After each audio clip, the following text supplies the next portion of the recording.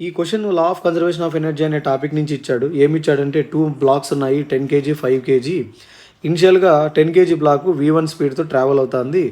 5 KG block రెస్ట్‌లో ఉంది. దానికి ఒక స్ప్రింగ్‌ని కనెక్ట్ చేశాడు. దాని యొక్క force constant 3000 newton per metre. ఇప్పుడు ఈ ఫస్ట్ బ్లాకు V1 స్పీడ్‌తో వచ్చి దీన్ని కంప్రెస్ చేసి ఇద్దరు కలిసి ట్రావెల్ అవుతున్నారని కూడా క్వెషన్‌లో మెన్షన్ చేశాడనమాట.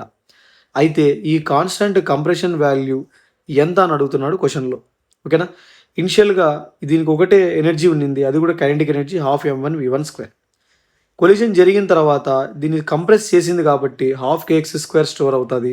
అంతేకాకుండా ఇద్దరు కలిసి ట్రావెల్ చేస్తున్నారు కాబట్టి కామన్ కైనెటిక్ ఎనర్జీ ఉంటుందన్నమాట. కన్జర్వేషన్ ఆఫ్ లీనియర్ మొమెంటం ప్రకారము ఇనిషియల్‌గా దీనికి ఒక్కటే మొమెంటం ఉన్నింది. ఫైనల్‌గా కొలిజన్ జరిగిన తర్వాత ఇద్దరికి కలిపి ఒకటే మొమెంటం ఉంది. అప్పుడు కామన్ వెలాసిటీ ఎంత వస్తుందంటే వాల్యూ సబ్స్టిట్యూట్ చేస్తే నీకు 2 మీటర్ పర్ సెకండ్స్ వస్తుంది. కన్జర్వేషన్ ఆఫ్ ఎనర్జీ ప్రకారము E1 వాల్యూ E2 వాల్యూ రెండు సేమ్ ఇక్కడ.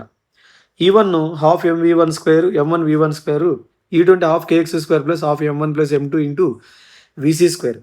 m1 v1 values k value again మళ్ళీ vc స్క్వేర్ వాల్యూ సబ్స్టిట్యూట్ చేస్తే సింప్లిఫికేషన్ చేసుకుంటే x² వాల్యూ 1/100 వస్తుంది. దాన్ని x √1/100 అని రాయొచ్చు. దాని వాల్యూ 1/10 మీటర్ అవుతుంది. లేదా 0.1 మీటర్ అన్న అనొచ్చు, లేదా 10 సెంటీమీటర్ అని అనొచ్చు కంప్రెషన్ని.